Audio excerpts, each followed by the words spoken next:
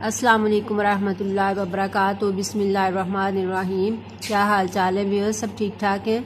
तो व्यूअर्स, आज ये फरमाइशी अलसी की पिन्नी है, तो आइए देखते हैं इसको बनाने के लिए हमें क्या क्या चाहिए और इसको कैसे बनाना है। ये 1 किलो मैंने गुड़ लिया है, तो इसके अंदर मैं अब आधा कप पानी जो है, गुड़ को मैंने धो के इसमें डाला है कढ़ाई में, और आधा कप पानी जो है ये मैं इसमें डाल दूँगी और इसको मैं चूल्हे पे रखूँगी चाशनी बनाने के लिए।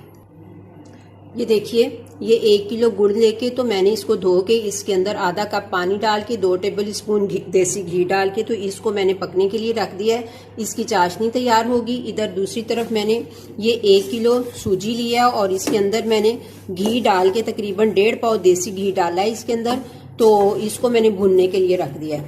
और इसके साथ ही जब तक सूजी भुनती है तब तक हम ये देखते हैं, ये 1 किलो मेरे पास अलसी का आटा है, तो ये मेरे पास 1 पाव मेरे पास ये बादाम है, इनको मैंने बारीक बारीक काट लिया है। ये एक तकरीबन 300 ग्राम जो है ये मगज़ है, और इसके अलावा ये तकरीबन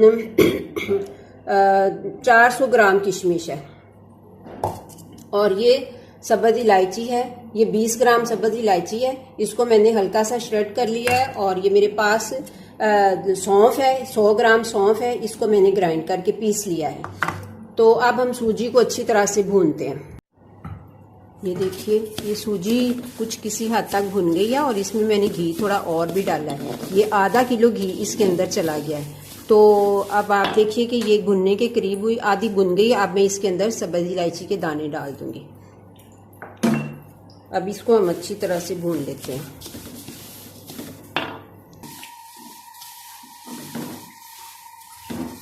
अब ये सूजी भुनने के करीब है, मैं ज़रा इसको टेस्ट कर लूँ कि ये भुन गई कि नहीं जी। अब ये सूजी कड़कड़ा गई है, तो अब मैं इसके अंदर ये अलसी का आटा, 1 किलो अलसी का आटा इसमें डाल दी हूँ। 1 किलो सूजी थी मैंने आपको पहले बताई, और अब 1 किलो अलसी का आटा, और इसमें घी जो है आधा किलो से लेकर 1 किलो तक जाता है, अपनी अपनी पसंद के मुताबिक, जितना कोई चाहे वो उतना डाल ले। और अब हम इसके अंदर अलसी के आटे को भी सूजी की तरह अच्छी तरह से भूनेंगे कि इसका कच्चापन मर जाए। आपने बहुत अच्छी तरह से इसको भूनना है, क्योंकि ये ज़रा सा भी कच्चापन रह जाए तो फिर वो टेस्ट नहीं अच्छा बनता।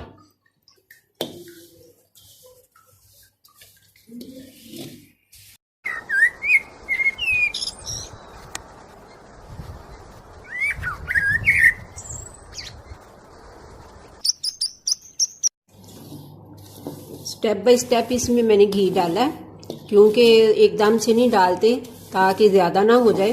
तो ये इसमें 3 पाव घी जा चुका है, और किलो जा सकता है इसका। मैंने आपको बताया कि आधा किलो से 1 किलो तक घी इसमें जाता है, अपनी अपनी पसंद के मुताबिक मैंने इतना ही रखना है, 3 पाव। तो अब मैं टेस्ट करती हूँ, देखती हूँ कि हुई है कि नहीं हुई। अब ये बिल्कुल होने के करीब है। आपने इसको टेस्ट करते वक्त इस तरह से अंदाज़ा करना है कि मुंह में इसकी लेस ना आए। अगर लेस आती है तो अभी ये भुनी नहीं है। तो अभी इसके बाद थोड़ा सा फर्क रह गया। अब मैं इसके अंदर ये सौंफ डाल रही हूँ। अब इसको फिर अच्छी तरह से भूनेंगे। ये हमारी सूजी, ये अलसी का आटा और सूजी भुन गए हैं, तक बिल्कुल करीब पहुंच गए हैं। अब ये इसमें मैं मगज़ डाल देती हूँ, ये भी अच्छी तरह से भूनेंगे इसको भी।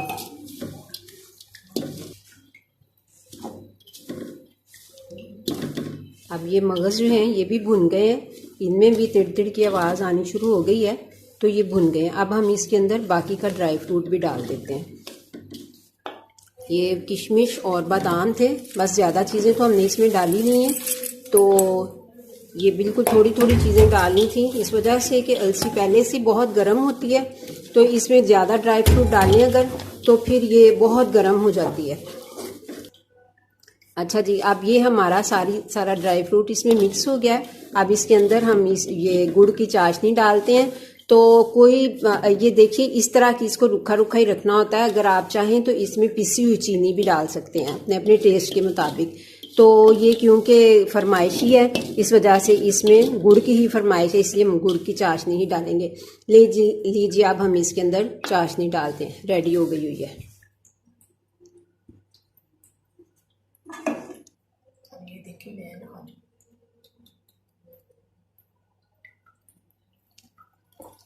अब ये चाशनी डाल दी, तो अब हम इसको जल्दी से इसको मिक्स कर ले दें। चूल्हा मैंने बंद कर दिया है क्योंकि अब चूल्हे की हमें ज़रूरत नहीं है। अब हम इसको अच्छी तरह से मिक्स करते हैं और फिर इसको हम चाहे पंजीरी की सूरत में रखें, चाहे हम इसकी पिन्नियाँ बना लें। अब ये हमारी मर्ज़ी। लीजिए व्यूअर्स, ये हमारी अलसी की पिन्नियाँ बन के रेडी हो गई हैं। तो ये बड़ी ही अच्छी टेस्टी बनी है। तो व्यूअर्स, आप ज़रूर इसको ट्राई कीजिएगा। तो नेक्स्ट वीडियो तक के लिए मैं आपसे इजाज़त चाहती हूँ। अल्लाह हाफिज़।